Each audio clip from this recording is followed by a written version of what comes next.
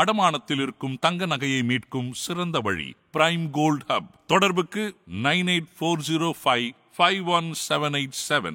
தங்கத்தை மட்டுமல்ல, தன்னம்பிக்கையையும் மீட்டுத் தருகிறோம். தமிழகம் எங்கும் கிளைகள் கொண்ட Annamal institute of hotel management and hospital management படிப்பில் சேர்வதற்கான அட்மிஷன் நடைபெறுகிறது.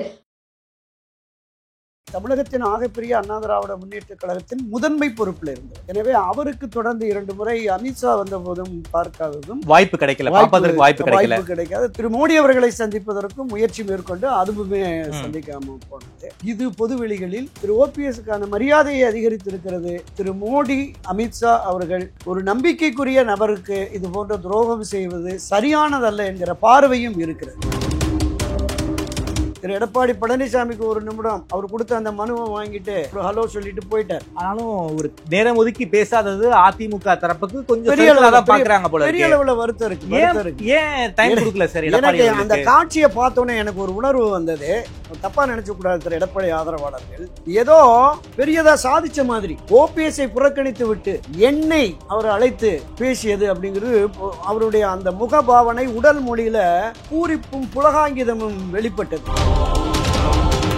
ஒன்றுபட்ட வலிமை மிக்க அதிமுக தான் நமக்கு ஒரு மிகப்பெரிய வெற்றியை தேடித்தரும் என்று பாஜக உணரணும்ல. அப்படி உணர்ந்தால் எடப்பாடியை அழைச்சு பேசுங்க. எப்படி முதல் தர்மயுத்தத்தில் அவரை அழைச்சு பேசி ஒருங்கிணைத்தீங்களோ, இன்றைக்கு திரு எடப்பாடி பழனிசாமி அழைத்து பேசி நிலவரம் இப்படி இருக்கு. எடப்பாடி என்ன சொல்லுவாரு? கட்சி எங்கிட்ட தான் இருக்காரு, அவங்க தனிப்பட்ட நபர்கள். கட்சி அவர்கிட்ட இருக்கு, ஒண்ணு அதுல மாற்று கருத்தே இல்ல. வாக்காளர்கள் இல்ல.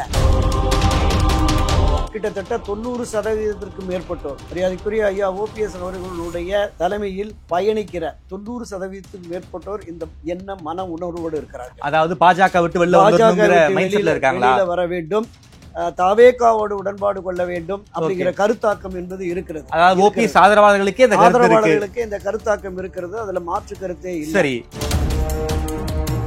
இந்த பாஜக அணியிலிருந்து விலகி என்னுடைய அமைப்பை கட்டமைப்பை நான் பலப்படுத்தி இந்த ஒன்றுபட்ட அதிமுக என்பதை இன்னும் தீவிரமாக இன்னும் பல பேர் பேசிட்டு இருக்காங்க. அப்ப அந்த நிலைப்பாடு யார் கூட பேசிட்டு இருக்காங்க? ஆமா, எடப்பாடி பழனிசாமி தலைமையிலான அணியில இருக்கிற மூத்த முன்னோடிகள் சிலர் அவர்கிட்ட பேசிட்டு இருக்காங்க. அதிமுக மாஜிக்கள் தொடர்புல இருக்காங்க, பேசிட்டு இருக்காங்க. அதன் மூலமா இந்த மக்களுக்கு சொல்றேன், திரு ஓபிஎஸ், திருமதி சசிகலா, டிடிவி தினகரன் இந்த 3 பேரும் ஒருங்கிணைந்து மாநாட்டில் எடப்பாடி இல்லாத அண்ணா திராவிட முன்னேற்ற கழகத்தை நாங்கள் உருவாக்குகிறோம். சசிகலா ஆமா, இவர்களே அதுக்கான முடிவுகளை 4 வருஷமா அவங்களால ஒண்ணுமே பண்ண முடியல சார். பண்ண முடியல, இனி பண்ணுவாங்கல்ல. ஆதன் நேயர்களுக்கு அன்பு வணக்கம். இன்று நம்மோடு மூத்த பத்திரிகையாளர் திருமிகு துரை கருணா அவர்கள் உள்ளார். வணக்கம் துரை கருணா சார். வணக்கம் சார். நலமா இருக்கீங்களா சார்? நலமா இருக்கேன். நீங்க நலமா இருக்கீங்க? நலமா இருக்கேன் சார். மோடி தமிழ்நாடு வருகை, எதிர்கட்சி தலைவர் எடப்பாடி பழனிசாமி அவர்களுக்கு ஏர்போர்ட்ல ஒரு நிமிஷம் டைம் கொடுத்தாரு. ஓபிஎஸ் அவர்களுக்கு டைமே கொடுக்கல. பிரதமர் அவர்களை விமான நிலையத்தில் வரவேற்று வழி அனுப்ப எனக்கு ஒரு வாய்ப்பு கிடைத்தால் அது பெரிய பாக்கியம்னு ஒரு மிகப்பெரிய அறிக்கையை கொடுத்திருந்தாரு. அந்த அறிக்கை வெளிவந்த பிறகும் பிரைம் மினிஸ்டர் ஆபீஸ்ல இருந்து எந்த ஒரு புரோட்டோகால் படி ஓபிஎஸ் அவர்களை அந்த வரவேற்பு குழுவுல இடம்பெற முடியவில்லை, பார்க்க முடியல. அதற்கு மறுநாள் ஒரு மிகப்பெரிய ஒரு அறிக்கை பாஜகவுக்கு எதிராக, மத்திய அரசுக்கு எதிராக. அதாவது தமிழ்நாட்டுக்கு நீண்ட நாட்களாக அந்த SSA நிதி கொடுக்காம இருக்கீங்க, அதன் காரணமாக பாஜகவுக்கு ஒரு மிகப்பெரிய ஒரு கண்டன அறிக்கையை ஓபிஎஸ் அவர்கள் பதிவு செஞ்சிருக்காரு. இன்று ஒரு ஆலோசனை கூட்டம் இருப்பதாக தகவல்.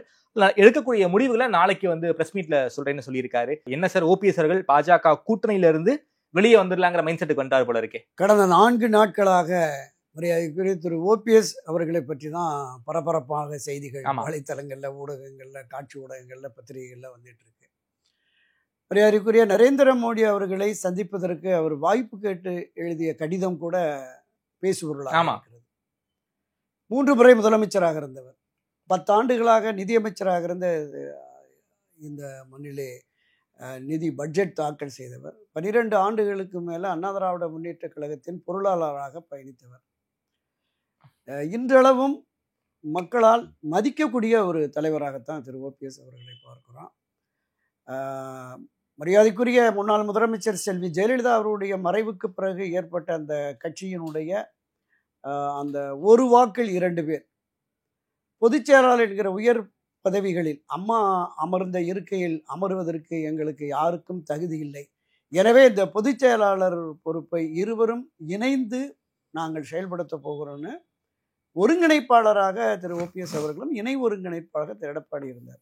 அந்த வகையில் பார்க்கிற போது தமிழகத்தின் ஆகப்பெரிய அண்ணா திராவிட முன்னேற்ற கழகத்தின் முதன்மை பொறுப்பில் இருந்தவர். எனவே அவருக்கு தொடர்ந்து 2 முறை அமித்ஷா வந்த போதும் பார்க்காததும் வாய்ப்பு கிடைக்கல, வாய்ப்பு கிடைக்காது, தனக்கு வருத்தம் தெரிவித்ததாக கூட அது பொதுவெளியில பதிவு பண்ணியிருந்தார். திரு மோடி அவர்களை சந்திப்பதற்கும் முயற்சி மேற்கொண்டு அதுவுமே சந்திக்காம போனது. இது பொதுவெளிகளில் திரு ஓபிஎஸ்க்கான மரியாதையை அதிகரித்திருக்கிறது. திரு மோடி அமித்ஷா அவர்கள் ஒரு நம்பிக்கைக்குரிய நபருக்கு இது போன்ற துரோகம் செய்வது சரியானதல்ல என்கிற பார்வையும் இருக்கிறது. சரி, மரியாதைக்குரிய பிரதமர் நரேந்திர மோடி எந்த அளவுக்கு பாஜகவுக்கு ஒரு வரம்பு மீறி ஓபிஎஸ் அவர்கள் ஆதரவு கொடுத்திருந்தாரு. அந்த ஈரோடு இடைத்தேர்தல், பாஜக வேட்பாளரை நிப்பாட்டினா நான் நிப்பாட்டி இருக்கிற வேட்பாளரை நான் வாபஸ் வாங்கிக்கிறேன்னு சொன்ன ஓபிஎஸ் அவர்களுக்கு பாஜக தொடர்ச்சியாக அவமரியாதையை பண்ணிக்கிட்டே இருக்காங்க. நிச்சயமாக அதுதான் சொல்றேன். நீங்க நம்பிக்கைக்கும் விசுவாசத்திற்கும் அரசியலில் இடம் இல்லையோ அப்படிங்கிற பார்வை பொதுவெளியில வந்து நீங்க குறிப்பிட்டது மாதிரி அந்த மரியாதைக்குரிய செல்வி ஜெயலலிதா அவருடைய மறைவுக்கு பிறகு ஏற்பட்ட அண்ணா திராவிட முன்னேற்ற கழகத்தில் ஏற்பட்ட பிரச்சனை நெருக்கடிகளுக்கு தீர்வு காண்பதற்கு பாரதிய ஜனதா கட்சி பெரும்பளவு உதவியது என்கிற ஒரே காரணத்தினாலதான் தொடர்ந்து திரு ஓபிஎஸ் அவர்கள் அவருடைய ஆதரவு நிலைப்பாட்டை இருந்தார். திரு எடப்பாடி பழனிசாமி பாஜகவிலிருந்து வெளியேறி எதிரான நிலை எடுத்த சூழலும் கூட இவர் நான் என்டிஏ ஆதரவு நிலைப்பாட்டில் இருக்கிறேன் அப்படின்னு சொன்னாரு. பாஜகவினரும் அதை தொடர்ந்து பதிவு செய்தாங்க, என்டிஏ அணியில் தான் இருக்கிறார் அப்படின்னு. இந்த சூழலில் பார்க்க அவர் மறுத்து விட்டார் அப்படிங்கிற போது உண்மையிலேயே திரு ஓபிஎஸ் அவர்களை பின்பற்றி வருகிற பல்லாயிரக்கணக்கான நிர்வாகிகள் தொண்டர்கள் மத்தியில் ஒரு கடும் அதிருப்தி இருக்கிறது உண்மை. மரியாதைக்குரிய பிரதமர் நரேந்திர மோடி அவர்கள் 3 முறை இந்த தேசத்தினுடைய பிரதமராக பதவியேற்றிருக்கிறார். சர்வதேச அளவில் புகழ்பெற்ற தலைவர். இந்திய அளவில் பாஜக ஒரு மிகப்பெரிய கட்சி, என்டிஏ கூட்டணிக்கு தலைமை, அதுலலாம் எந்த மாற்று கருத்தும் இல்லை. ஆனால் தமிழ்நாட்டில் அவங்க ஒரு 4 இடம் வேணும்னா அதிமுக தயவு வேணும். குறிப்பாக ஒன்றுபட்ட அண்ணா திராவிட முன்னேற்ற கழகத்தின் ஆதரவு இருந்தால் மட்டும்தான் அவங்களால தொடர்ந்து ஒரு 4 எம்எல்ஏ 6 எம்எல்ஏ பெற முடியும். அப்படிப்பட்ட ஒரு நிலை இல்லைன்னா இந்த 4 எம்எல்ஏவும் போய் நடுத்தரவுக்கு வந்துடுவோம் அப்படிங்கிற மாதிரியான சூழலில் தான் பாஜகவினுடைய இன்றைய பல மாநில நிர்வாகிகளும் யோசிக்கிறாங்க.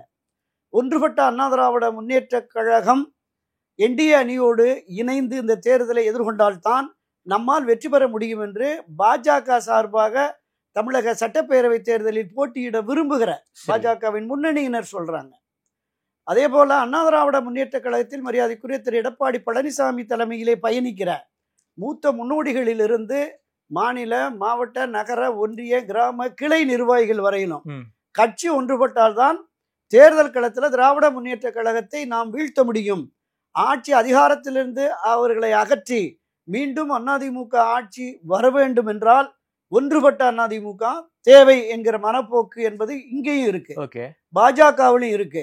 இப்ப பாரதிய ஜனதா கட்சியினுடைய மூத்த முன்னோடி மரியாதைக்குரிய உள்துறை அமைச்சர் அமித்ஷா அவர்களுக்குமே தெரியும், தென் மாவட்டங்கள்ல ஒரு கணிசமான வாக்கு வங்கி அமமுகவுக்கு இருக்குன்னு 2021 சொன்னார். ஒரு 15 சீட் வரைக்கும் கொடுத்திருந்தா நிச்சயமாக 42 தொகுதிகள்ல வெற்றி வாய்ப்பு இருக்குனார்ல. திரு ஓபிஎஸ் திருமதி சசிகலாவுக்கு இன்னொரு மடங்கு அப்படியே ஆதரவு நிலைப்பாடு அங்கு இருக்கிறது, வாக்குகள் இருக்கிறது. அவர்களுடைய வாக்குகளும் கிடைத்தால் மட்டுமே வெற்றி பெற முடியும் அப்படிங்கிற நிலை தான் இருக்கு. இந்த சூழலில் இங்கு திரு ஓபிஎஸ் அவர்களை சந்தித்திருந்தால் நிச்சயமா அது அந்த பாஜக மரியாதை கிடைச்சிருக்கும். நான் இந்த இடத்துல ஒன்று ஒரு பதிவு பண்ண பண்றேன். நீங்க முதல் தர்ம யுத்தத்தை நடத்திய திரு ஓபிஎஸ் அவர்களை அழைத்து அண்ணா திராவிட முன்னேற்ற கழக ஆட்சி நீடிக்க வேண்டும், 32 ஆண்டுகளுக்கு பிறகு தன் உடல்நலையும் பொருட்படுத்தாமல் செல்வி ஜெயலலிதா பிரச்சாரம் செய்து உங்களை ஆட்சியில் அமர்த்தியிருக்கிறாங்க, எனவே நீங்கள் இணைந்து பயணித்தால்தான் இந்த ஆட்சி 4.5 வருஷம் நீடிக்கும் அப்படின்னு சொல்லி பாஜக தலைவர்கள் பேசி இருவரையும் ஒருங்கிணைத்தாங்கல்ல. அப்ப அதிமுக வலிமை மிக்க அதிமுகவா இருந்தால்தான் திராவிட முன்னேற்ற கழகத்தை அரசியல் களத்தில் தேர்தல் களத்தில் வீழ்த்த முடியும் என்பது பாஜக, மத்திய பாஜக, மாநில பாஜகவினுடைய எண்ணமாகவும் உணர்வாகவும் கருத்தாகவும் இருந்ததுங்கிறது அதன் மூலம் நமக்கு வெளிப்படுது. நான் என்ன கேட்கிறேன், இப்போ ஒரு அதே மாதிரியான நெருக்கடி சிக்கல் வந்திருக்கிறது. ஓபிஎஸ் அணி, ஓபிஎஸ், சசிகலா, தினகரன் இவர்கள் இணைந்தால் மட்டுமே ஒன்றுபட்ட வலிமை மிக்க அதிமுக தான் நமக்கு ஒரு மிகப்பெரிய வெற்றியை தேடித்தரும் என்று பாஜக உணரணும்ல. அப்படி உணர்ந்திருக்குமே ஆனால் எடப்பாடியை அழைச்சு பேசுங்க. எப்படி முதல் தர்ம யுத்தத்தில் அவரை அழைச்சு பேசி ஒருங்கிணைத்தீங்களோ, இன்றைக்கு திரு எடப்பாடி பழனிசாமி அழைத்து பேசி நிலவரம் இப்படி இருக்கு. இல்ல எடப்பாடி என்ன சொல்லுவாரு, கட்சி எங்கிட்ட தான் இருக்காரு, அவங்க தனிப்பட்ட நபர்கள். கட்சி இருக்கு, கட்சி அவர்கிட்ட இருக்கு, ஒண்ணு அதுல மாற்று கருத்தே இல்ல. வாக்காளர்கள் இல்ல, வாக்காளர்களை அந்த ஓட்டுச்சாவடிக்கு அழைத்து வரக்கூடிய கட்சி நிர்வாகிகள் களமாடல. அதைத்தான் நம்ம 2024 பார்த்தோம். எனவே வெற்றி முக்கியம். அண்ணா திராவிட முன்னேற்ற கழக அணி வெற்றி முக்கியம் என்றால் இவர்களோடு இணைந்து பயணித்தால் தான் முடியும் என்கிற நிலை யதார்த்த நிலை. சரி, அத பொதுவெளிகள்ல மக்கள் மத்தியில இன்று காட்சி ஊடகங்களில் மற்ற யூடியூப்ல பேசுற அரசியல் விமர்சகர்கள், அரசியல் பார்வையாளர்கள், பத்திரிகையாளர்கள் அந்த கருத்தை வலியுறுத்துறாங்க. அப்ப இது மத்திய பாஜகவுக்கும் தெரியும் சார். அன்றைக்கு 2021 உளவுத்துறை அமித்ஷாவுக்கு கொடுத்த தகவல் இருக்குல்ல, இன்னைக்கும் அந்த தகவல் போயிருக்கும்ல. அப்ப ஏன் இந்த பாரபட்சம்? திரு எடப்பாடியினுடைய பிடிவாதத்தை தளர்த்துவதற்கு கூட உங்களால் முயற்சி எடுக்கலைன்னா இந்த தேர்தலில் மிகப்பெரிய சரிவு, 2024 விடவும் ஒரு சரிவு, தோல்வி வரும் என்பதான் யதார்த்த நிலை. சரிங்க சார், அப்படி சொல்றீங்க சார். ஆனாலும் அது உட்கட்சி பிரச்சனை, இந்த உட்கட்சி பிரச்சனைக்குள்ள நாங்க தலையிட மாட்டோம் அப்படின்னு அந்த நட்சத்திர ஹோட்டல்ல அமித்ஷா சொல்லிட்டாரே சார். இல்ல 2017 அது உட்கட்சி பிரச்சனையா தான் இருந்தது, பாஜக பிரச்சனையாவா இருந்தது, அதிமுகவின் உட்கட்சி பிரச்சனையா இருந்தது. அன்றைக்கு உங்களுக்கு அந்த தயவு தேவைப்பட்டது, ஆட்சியை காப்பாத்திக்கணுங்கிற தயவு தேவைப்பட்டுச்சு. இப்பதான் ஆட்சி இல்லையே, பிரச்சனையை நாங்க பாத்துக்கிறோங்கிறாங்க. இல்ல மீண்டும் ஆட்சி அதிகாரத்துக்கு வரணும்னு தானே இந்த அலைன்ஸ் போடுறீங்க. சரி, திராவிட முன்னேற்ற கழகத்தை ஆட்சியிலிருந்து அகற்றிட்டு அண்ணா திராவிட முன்னேற்ற கழகத்தில் ஒரு ஆட்சி அமைத்து அந்த ஆட்சியில பாஜக பங்கேற்கணும்னு பேசிட்டு இருக்கீங்களா? அப்ப அந்த பங்கேற்கக்கூடிய திராவிட முன்னேற்ற கழகத்தை தேர்தல் களத்தில் வீழ்த்தக்கூடிய வலிமை வேணும்ல. ஆமா, அது அண்ணா திராவிட முன்னேற்ற கழகம் ஒன்றிணைந்தால் மட்டுமே தான் அந்த வலிமை கிடைக்குங்கிறதான பொதுவெளி பார்வையாக இருக்கிறது.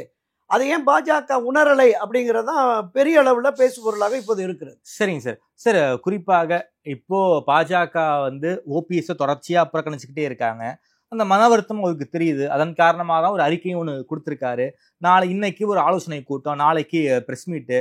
பாஜகவை விட்டுட்டு நாம விஜய் கூட போயிடலாங்க ஒரு மைண்ட் செட் இருக்கு போல இருக்கு. ஏன்னா ஓபிஎஸ் அவர்களுடைய அரசியல் ஆலோசகர் பண்ருட்டி ராமச்சந்திரன் ஐயா அவர்கள் சமீபத்தில் ஒரு நேர்காணல் கொடுத்திருந்தாரு. நிச்சயமாக பாஜகவோட கூட்டணியை முடிச்சுக்கிட்டு நாம விஜய் கூட போகணுங்கிற ஒரு கருத்தை நேர்காணல்ல சொல்லியிருந்தாரு. ஸோ அவர் அட்வைஸ் படி அவர் விஜய்க்கு எதுவும் சிக்னல் கொடுத்திருக்காரா ஐயா ஓபிஎஸ் அவர்கள்? தமிழக அரசியல் களத்துல ஒரு 60-65 ஆண்டுகளுக்கு மேற்பட்ட மிகப்பெரிய அனுபவசாலி மரியாதைக்குரிய ஐயா பண்ருட்டி ராமச்சந்திரன் அவர்கள். திராவிட முன்னேற்ற கழகத்தில் பேரறிஞர் அண்ணா காலத்திலிருந்து கலைஞர் கருணாநிதி காலத்திலிருந்து புரட்சித் தலைவர் காலம் வரைக்குமே அவர் ஆட்சி அதிகாரத்தில் இருந்திருக்கிறார். அரசியல் ரீதியாக பல்வேறு வியூகங்களாம் வகுத்திருக்கிறார். இன்றைய கள யதார்த்தத்தை அவர் உணர்கிற பொழுது அவர் ஒரு வார்த்தை சொன்னார், மதியாதார் தலைவாசல் விதியாதே என்று. கிட்டத்தட்ட 90% மேற்பட்டோர் மரியாதைக்குரிய ஐயா ஓபிஎஸ் அவர்களுடைய தலைமையில் பயணிக்கிற 90% மேற்பட்டோர் இந்த என்ன மன உணர்வோடு இருக்கிறார்கள். அதாவது பாஜக விட்டு வெளியில வர வேண்டும், தவேகாவோடு உடன்பாடு கொள்ள வேண்டும் அப்படிங்கிற கருத்தாக்கம் என்பது இருக்கிறது. ஆதரவாளர்களுக்கு இந்த கருத்தாக்கம் இருக்கிறது, அதுல மாற்று கருத்தே இல்லை. ஆனால் அரசியலில் சில நேரங்களில் சில முடிவுகளை எடுக்கிற பொழுது ரொம்ப நிதானமாகவும் ரொம்ப ஜாக்கிரதையாகவும் எடுக்கணும். அப்படிங்கிற அரசியல்ல பொறுமை ரொம்ப முக்கியம். அந்த நிலைப்பாட்டுல தான் மரியாதைக்குரிய திரு ஓபிஎஸ் அவர்கள் இருக்கிறார். அவங்க என்ன சொல்றாங்கன்னா, ஒன்றிணைந்த அதிமுக, அப்படி வலிமை மிக்க ஒன்றிணைந்த அதிமுகவோடு யாரெல்லாம் கூட்டணிக்கு வருகிறார்களோ அவர்களை சேர்ந்து பயணித்தால் தான் ஒரு வலுவான கூட்டணி உருவாக்கி வெற்றி பெற முடியுங்கிறார். இதற்கு இடைப்பட்ட காலத்துல நம்ம இந்த நோக்கத்தில், இந்த எண்ணத்தில் மட்டுமே தொடர்ந்து செயல்படுவோம். புறக்கணிப்புகள் வந்தாலும் நாம் இந்த நிலைப்பாட்டிலிருந்து விலக வேண்டாம் அப்படிங்கிற பார்வை இருக்கிறது. அப்ப நீங்க என்டிஏ அணியிலே தொடர்வதற்கு இப்போது இருக்கிற இந்த சூழல் என்பது தொடர்ந்து அவமரியாதை செய்யும் பாஜக தலைமையிலே நாம் இருக்க வேண்டுமா அப்படிங்கிற பார்வை இருக்குல்ல.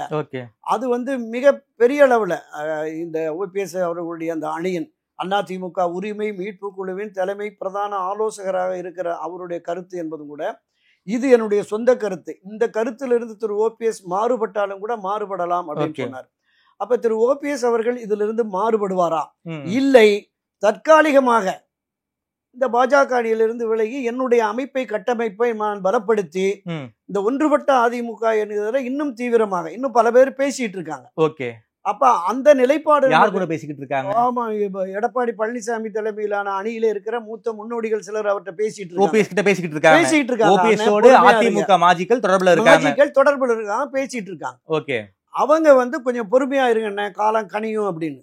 எடப்பாடி காலம் கடந்து விட்டது என்று சொன்னாலும் ஆமா சொன்னாலும் கூட இவங்களுக்கு அந்த நம்பிக்கை இருக்கு. இன்னும் 8-9 மாசம் இருக்கு, இந்த டூர் எல்லாம் முடிச்சிட்டு வரட்டும், கள யதார்த்தம் என்னங்கிறத அவரை உணர வைப்போம் அப்படிங்கிற மாதிரி இருக்கு. அதன் மூலமா இந்த மக்களுக்கு சொல்றேன், திரு ஓபிஎஸ், திருமதி சசிகலா, டிடிவி தினகரன் இந்த 3 பேரும் ஒருங்கிணைந்து இந்த மாநாட்டுக்குள்ளேயே மாநாட்டில் எடப்பாடி இல்லாத அண்ணா திராவிட முன்னேற்ற கழகத்தை நாங்கள் உருவாக்குகிறோம் அப்படிங்கிற மாதிரி ஒரு அனௌன்ஸ்மெண்ட் பண்ணி, இந்த அண்ணா திராவிட முன்னேற்ற கழகத்தோடு திரு விஜயனுடைய வெற்றி கழகம் உள்ளிட்ட எந்த கட்சிகள் வந்தாலும் நாங்கள் வந்து அது கூட்டணியோடு அமைத்து செல்ல தயார் அப்படின்னு.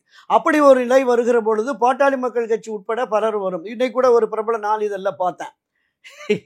அப்படி ஒரு பண்டுட்டியார் அதற்கான முயற்சி எடுக்கிறார். நமக்கு தெரியல, வெளிப்படையாக எடப்பாடியார் இல்லாத அதிமுக எப்படி சார் சாத்தியம்? சாத்தியப்படுங்க. அரசியல்ல எது வேண்டுமானாலும் எப்போது வேண்டாலும் சாத்தியப்படும். கட்சிக்குள்ள இன்னொரு பிளவா?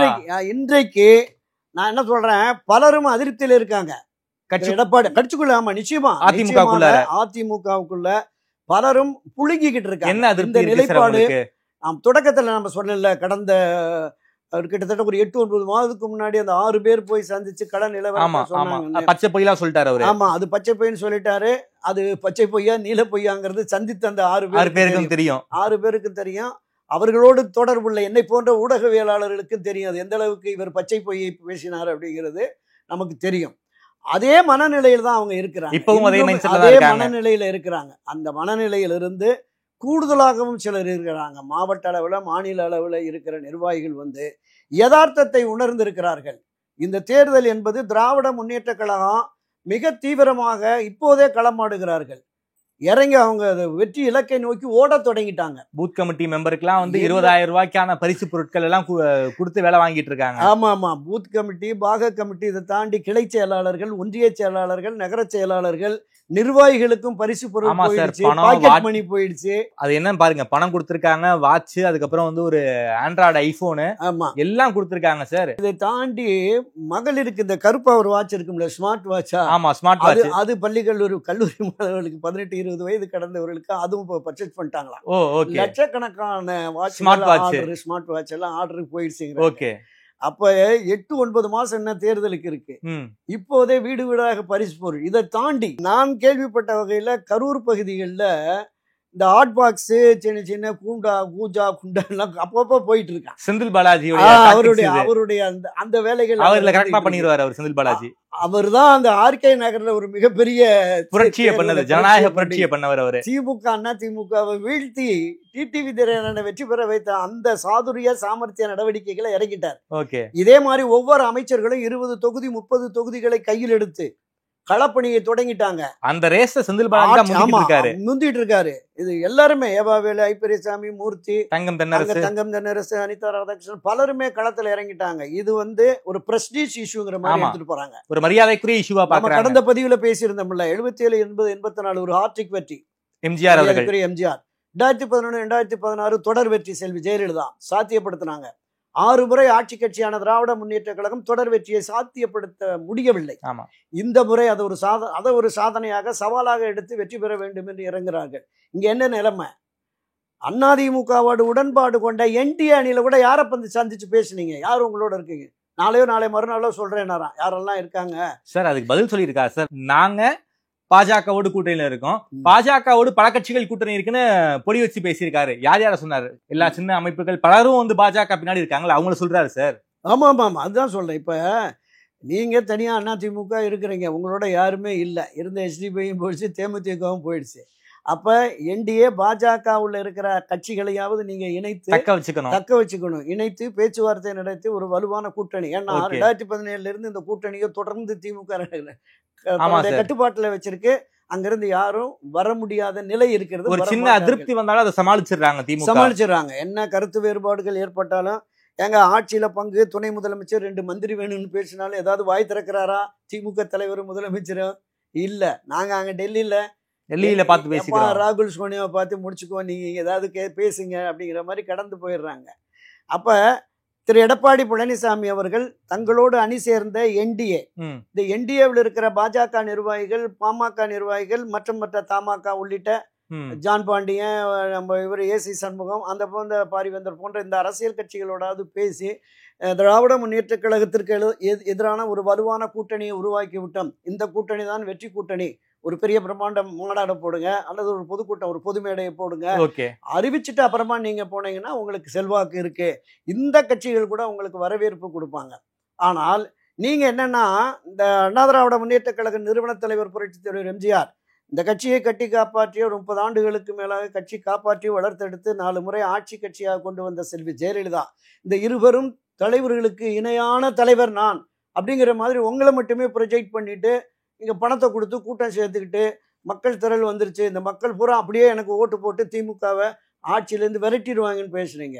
வாக்காளர்கள், இந்த கூட்டம் வந்து வாக்குகளாக மாறாது, அதை அவர் உணரணும்.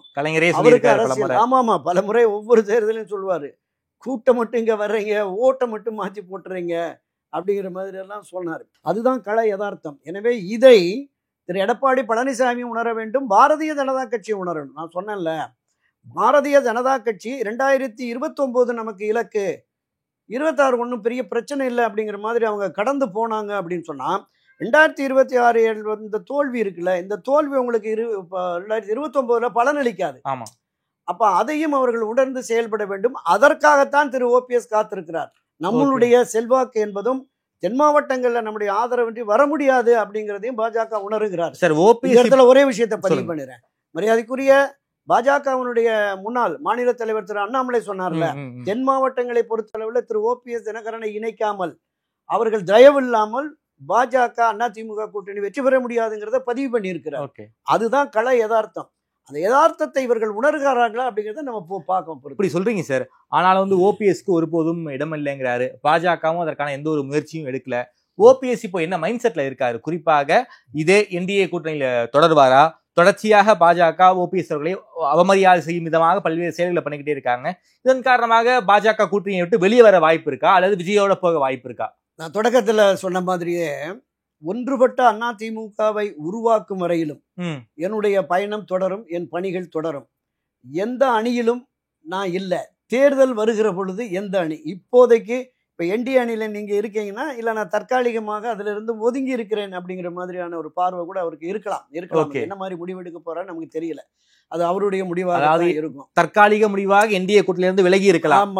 நிரந்தர முறிவுன்னு நம்மால சொல்ல முடியாது. நிரந்தர முறிவு என்கிற நிலைப்பாட்டை எடுக்காமல் விஜய் ஆஃபர் பண்றாரு. ஏன்னா இப்போ இன்றைக்கு காலையில ஒரு தகவல் டெல்லியில இருந்து 26ஆம் தேதி பிரதமர் நரேந்திர மோடி சிதம்பரம் திருவண்ணாமலை பகுதிக்கு வருகிற பொழுது பிரதமர் அலுவலகத்திலிருந்து வந்திருந்த தகவல் அப்படிங்கிற மாதிரி ஊடக நண்பர் ஒருத்தர் டெல்லியில இருந்து பேசியிருந்தாரு.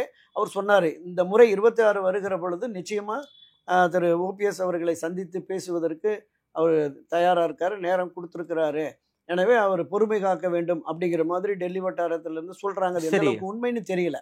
ஏன்னா நம்ம ஊடகத்தில் வருகிற தகவல்களை வச்சு பெருமளவு நம்பிக்கையோட பேச முடியல. ஏன்னா திரு நரேந்திர மோடி சென்னை வருகிறார், தமிழகம் வருகிறார், அவர் தூத்துக்குடியில் 4000-5000 கோடி திட்டத்தை தொடங்கி வைக்கிறார். நம்ம ராஜேந்திர சோழனுடைய கங்கை கொண்ட சோழபுரம் எல்லாம் பார்வையிடுகிறார். அந்த 2 நாளாக செய்திகள் வர்ற பொழுது திரு ஓபிஎஸ் அவர்களை சந்திக்க நேரம் கொடுத்துட்டாரு அப்படின்னு தான் ஃபிளாஷ் நியூஸ் போச்சு. டெல்லி வட்டார தகவல் தான் அப்படின்னு தான் சொன்னாங்க. ஒன்று தூத்துக்குடியில் வருகிற பொழுது வரவேற்பார், அல்லது திருச்சி விமான நிலையத்தில் வரவேற்பு அல்லது வெளியிடப்புக்கு வாய்ப்பு கிடைக்கும். ஏன்னா அதை தான் கேட்டிருந்தார், ஸ்பெசிஃபை பண்ணி கேட்டிருந்தார். தங்களை சந்திப்பது எனக்கு பெரும் பாக்கியம் என்று சொல்லியும் கூட ஒரு அடிப்படை புரிதல் இருந்து இந்த நாட்டை ஆளுகிற மிகப்பெரிய பாரத பிரதமர் அமித்ஷாவை விடவும் மோடி அவருக்கு ஓபிஎஸ் மேல ஒரு மிகப்பெரிய மரியாதை இருக்கு, நம்பிக்கை இருக்கு. பல விஷயங்கள் நீங்க பார்த்துருக்கலாம். அவர் வாரணாசி போன போதும் சரி, குஜராத் போன போதும் சரி, டெல்லி போன போதும் சரி, இங்க வந்த போதுமே அவர் கரங்களை இறுக பற்றி கொண்டு நலம் விசாரிப்பார். அந்த அளவுக்கு அமித்ஷா கூட போற போக்குல ஒரு அளவு சொல்லிட்டு போயிடுவார். அந்த நம்பிக்கையின் அடிப்படையில் தான் திரு ஓபிஎஸ் கேட்கிறார். நீங்க வரவேற்பு, இந்த மரியாதைக்குரிய திரு எடப்பாடி பழனிசாமிக்கு ஒரு நிமிடம் அவர் கொடுத்த அந்த மனுவை வாங்கிட்டு ஒரு ஹலோ சொல்லிட்டு போயிட்டார். ஆனாலும் ஒரு நேரம் ஒதுக்கி பேசாதது அதிமுக தரப்புக்கு கொஞ்சம் பெரிய பெரிய அளவுல- பாக்குறாங்க போல பெரிய இருக்கு. அளவுல வருத்தம் இருக்கு, வருத்தம் இருக்கு. ஏன் டைம் கொடுக்கல சார் எடப்பாடி எனக்கு அந்த அவர்களுக்கு? காட்சியை பார்த்தோன்னே எனக்கு ஒரு உணர்வு வந்தது. தப்பா நினைச்ச கூடாது திரு எடப்பாடி ஆதரவாளர்கள். ஏதோ பெரியதா சாதிச்ச மாதிரி ஓபிஎஸ்ஐ புறக்கணித்து விட்டு ம். என்னை அவர் அழைத்து பேசியது அப்படிங்கிறது அவருடைய அந்த முகபாவனை, உடல் மொழியில பூரிப்பும் புலகாங்கிதமும் வெளிப்பட்டது. சரி. ஒரு ஒரு ஒரு பெரிய வெடிச்சிரிப்போட சிரிக்கிறார். இதையே ஒரு பெரிய வாய்ப்பா இந்த தமிழ்நாட்டினுடைய கூட்டணிக்கு தலைமை வகிக்கிறவர் அவர். ஆமா. ஒரு 5 நிமிடமோ 10 நிமிடமோ 2 நாள் பயணமாக இருக்கிறார். அவர் தங்கியிருந்த அந்த ஹோட்டல்லையோ அல்லது ஆமா. விமான நிலைய வளாகத்திலே ஒரு 5 நிமிடம் ஒரு 10 அரை நாள் நிமிடம். திருச்சியில இருந்தாரு சார். ஆமா ஆமா ஆமா. 11 மணிக்கு தான் திருச்சியில இருந்து கிளம்பி கங்கை கொண்டு சொல்லப்படுறதுக்கே போறாரு. ஆனாலும் டைம் கொடுக்கல. அதற்கான முயற்சியை மேற்கொண்டிருக்காங்க. ஓ, டெல்லி வட்டாரத்திலிருந்தும் பேசியிருக்காங்க. நான் அறிந்த வகையில மரியாதைக்குரிய தம்பிதுரை இதற்கான முயற்சியில 2 நாளா ஈடுபட்டிருக்காரு. எங்கேயாவது ஒரு 10 நிமிஷம் தனியா பேச வச்சிருவோம் அப்படின்னு Okay. சொல்லி தோல்வியில முடிஞ்சிருச்சு. அது அவர்களுக்கு ஒண்ணு. திரு ஓபிஎஸ்ஐ பார்க்காமல் தன்னை பார்த்து விட்டதாக அவர் புலகாங்கிதப்பட்டு தான் போனார். Okay. இதுவே போதும் அப்படிங்கிற மாதிரி தான் அவர் இருந்தார். இந்த நிலைப்பாடை பாரதிய ஜனதா கட்சி தொடரக்கூடாது அப்படிங்கிறதான். ஓபிஎஸ் சந்திக்கிறாரு, இபிஎஸ் சந்திக்கிறாரு. தமிழ்நாட்டில் அண்ணா திராவிட முன்னேற்ற கழகத்தினுடைய தயவு தேவை. ஆமா. நான் தொடக்கத்துல சொன்னது மாதிரி அவங்க தயவு இருந்தாதான் எம்எல்ஏக்கள் ஜெயிக்க முடியும். ஒரு 4 சீட்டோ 8 சீட்டோ 10 சீட்டோ நீங்க வெற்றி பெற்று அங்க சட்டப்பேரவையில் பிரதிநிதித்துவம் வேணும்னு சொன்னா இன்னும் திராவிட முன்னேற்ற கழக அணியில நீங்க இருக்கணும். அங்க இல்ல, போயிடுச்சு. ஏற்கனவே 2001 4 சீட் அவங்க ஆமா. வாங்கினான்னு நினைக்கிறேன். இப்போ அதிமுக தயவு இருந்தாதான் இரட்டை இலக்கத்துல உள்ள நுழையணுங்கிறீங்க. 30-40 இடங்கள் லிஸ்ட் வச்சுக்கிட்டு இதெல்லாம் வேணும் அப்படிங்கிறீங்க.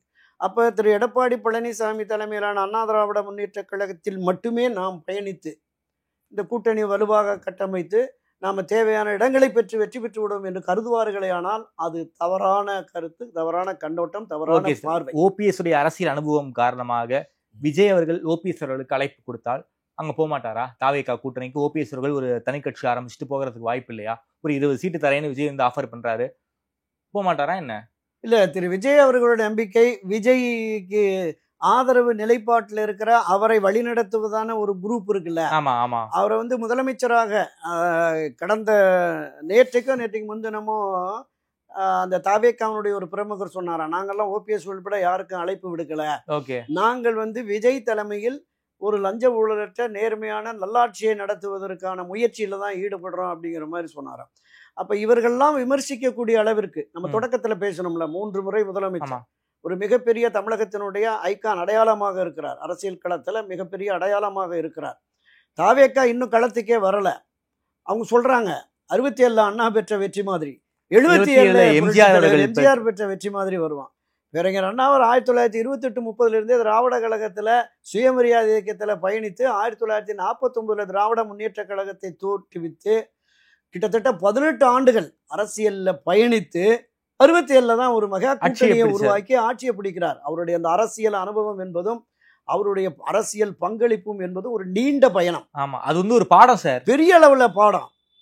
1977 புரட்சி தலைவர் வெற்றி பெற்றார், ஒரு மிகப்பெரிய சக்தியை வீழ்த்தி வெற்றி பெற்றார்னா 1967-71 சட்டமன்ற உறுப்பினராக இருந்தார். அதையும் தாண்டி 1952-53 திராவிட முன்னேற்ற கழகத்துல சேர்ந்து 57, 62, 67, 71 4 தேர்தல்கள்ல பிரச்சாரம் செய்து தன்னை அரசியல்ல முன்னிலைப்படுத்தி திராவிட முன்னேற்ற கழகத்துடைய வெற்றிக்கு பாடுபட்டு புதிய கட்சி தொடங்கி 73 3 பெரும் அரசியல் சக்திகளை வீழ்த்தினார். தேசிய சக்தியான இந்திய தேசிய காங்கிரஸ், மாநில ஆட்சி கட்சியான திமுக, பெரியவர் காமராஜருடைய ஸ்தாபன காங்கிரஸ், இந்த 3 பெரும் அரசியல் கட்சிகளை வீழ்த்தி அதனுடைய நீட்சியா 74 புதுச்சேரியில ஆட்சியை பிடித்து ஒரு நீண்ட அரசியல் பாரம்பரியத்தோடு 77 வெற்றி பெற்றார். மரியாதைக்குரிய நம்முடைய தம்பி விஜய், நடிகர் விஜய் அவர்களுடைய அரசியல் அனுபவம், அரசியல் பக்குவம் என்ன இருக்கு? நடிகராக இருந்தார். இன்னைக்கு தமிழ்நாட்டில் அவருக்கு இணையான கூட்டம் யாருக்குமே வர்றதில்லை, அதை நம்ம ஒத்துக்கிறோம், ஒன்றும் பிரச்சனையே இல்லை. இந்த ரசிகர்கள் கூட்டத்தை தாண்டி 18 - 25 வயதுக்கு உட்பட்ட அரசியல் களம் காண விரும்புகிற பதவி பொறுப்புகளுக்கு வரப்போகிற இளைஞர்கள் ஆதரவு இருக்கு. அது எந்த அளவுக்கு அவருக்கு வாக்கா இருக்கும்? நான் பல பதிவுகளில் தொடர்ந்து சொல்றேன், தனித்து அவங்க வெற்றி பெறுவார். தாவேக்கா களத்தில் இருக்கும் என்றால் அதிகபட்சம் ஒரு 4-7%, ஒரு 5-7% அளவுக்கு தான் இருக்கும் அந்த வாக்குகள். பெரிய அளவுல எல்லாம் வாக்குகளை 20, 25 பல பேர் பேசுறாங்க. எனக்கு அதுல உடன்பாடு இல்லை. நான் 1967 தேர்தல இருந்து பார்த்துட்டு இருக்கேன். எனவே அது வந்து சாத்தியம் இல்லை. எனவே திரு ஓபிஎஸ் அவர்கள், நான் இப்போ தொடக்கத்தில் முதல் சுற்றில் பேசினேன்ல, திரு ஓபிஎஸ், திருமதி சசிகலா, டிடிவி தினகரன் ஆகியோர் ஒன்றுபட்டு வலிமை மிக்க அண்ணா திராவிட முன்னேற்ற கழகம் நாங்கள் தான் என்று வருகிற பொழுது இவர்களோடு அணிவகுப்பதற்கு திரு எடப்பாடி பழனிசாமி தலைமையில் இப்போது பயணித்துக் கொண்டிருக்கிற முன்னாள் அமைச்சர்கள், முன்னாள் நிர்வாகிகள், முன்னாள் நாடாளுமன்ற சட்டமன்ற உறுப்பினர்கள் பலருமே இங்கு வருவதற்கான வாய்ப்பு இருக்கு. அப்படி வருகிற பொழுது இந்த ஒன்றுபட்ட அதிமுக, எடப்பாடி இல்லாத ஒன்றுபட்ட அதிமுக, அதை தான் சொல்ல வர்றேன். எடப்பாடி தானே பிடிவாதமா இருக்காரு, யாரையும் சேர்க்க மாட்டேன்னு. கட்சியில இன்னொரு பிளவுனா அது வந்து மிகப்பெரிய பிரச்சனையில போய் சார். நீங்க வெற்றிக்கான நான் சொல்றேன், நீங்க குறிப்பிட்டீங்கல்ல வெற்றி கழகத்திற்கு செல்வாக்கு இருக்கு அப்படின்னு. அந்த வெற்றி கழக செல்வாக்கை இந்த ஒன்றுபட்ட அண்ணா திராவிட முன்னேற்ற கழகத்தை உருவாக்குவதற்கான முயற்சி கடைசி வரையில் ஈடுபடுகிறார்கள். ஓகே, அது சாத்தியம் இல்லை என்கிற பொழுது நிச்சயமாக இவர்கள் ஒரு அமைப்பை உருவாக்கி, யாரு அதுல இந்த நான் சொன்ன திரு ஓபிஎஸ், டிடிவி, சசிகலா இவர்கள் ஏற்கனவே அங்கு அதிருப்தியில் இருக்கிறவர்களையும் அரவணைத்து வருகிற பொழுது இது வெற்றிக்கான அணி என்கிற பார்வை கட்சியினுடைய நிர்வாகிகள், அடிமட்ட தொண்டர்களுக்கு வந்துருச்சுன்னா அப்போ அவங்க அறிவிப்பு விடுவாங்க. வெற்றி கழகம் விஜய் உட்பட யார் வேண்டுமானாலும் இந்த அதிமுகவுக்கு நீங்க வரலான்னு.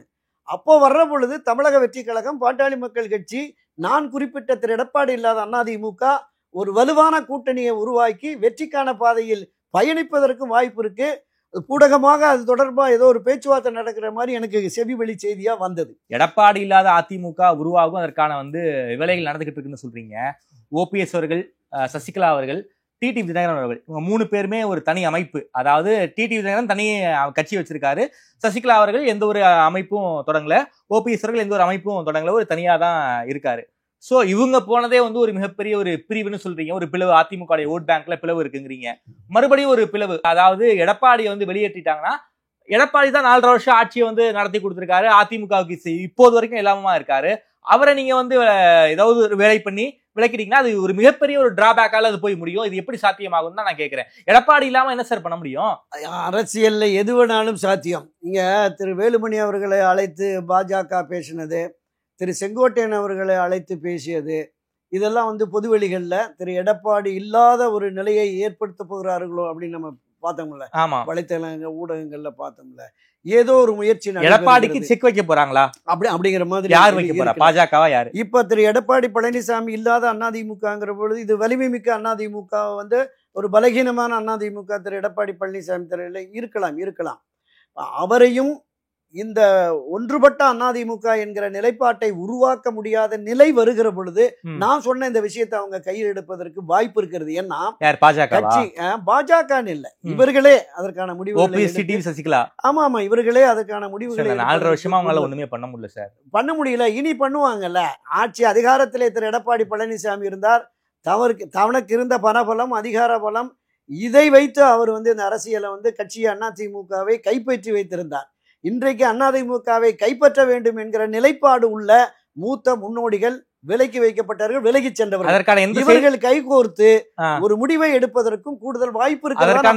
அதற்கான எந்த செயல்பாடுகளையும் ஓபிஎஸ் அவர்களோ, டிடிவி அவர்களோ, சசிகலா அவர்களோ இப்போ வரைக்கும் எடுக்கலையே, பொது வழியில தெரியலையே. அது இருக்கு, ரகசியமா பேசிட்டு இருக்காங்க, பேச்சுவார்த்தை நடந்துகிட்டு இருக்கு தம்பி. நடக்கும் பாப்போம். சரிங்க சார், பார்க்கலாம் சார். சார் ஒரு மிகப்பெரிய பிரேக்கிங்க சொல்லியிருக்கீங்க சார். அதாவது ஓபிஎஸ், டிடிவி, சசிகலா இவங்க 3 பேரும் ஒன்று சேர்ந்து வந்து எடப்பாடி விலக்கி வைக்க தயாரா இருக்காங்க. அந்த அதிருப்தி எல்லாம் ஒண்ணுமே இல்லாம ஒரு ஒன்றிணைந்த அதிமுக உருவாகுங்கிறீங்க. பார்க்கலாம் சார். அரசியல் நீங்க சொல்றதுதான், அரசியல்ல என்ன வேண்டுமானாலும் நடக்கலாம். சோ அரசியல்ங்கிறது ஒரு 1000 $1 மில்லியன் கேள்வி, என்ன வேணாலும் நடக்கலாம் நிமிஷத்துக்கு நிமிஷம். பார்க்கலாம் சார். பல்வேறு விஷயங்களை ரொம்ப வெளிப்படையா உடைச்சு பேசியிருக்கீங்க. ஓபிஎஸ் என்ன முடிவு எடுக்க போறான்னு நாளைக்கு தெரிஞ்சிடும். நேரில் பேசியமைக்கு நன்றி தெரிவிக்கலாம். நன்றி, வணக்கம்.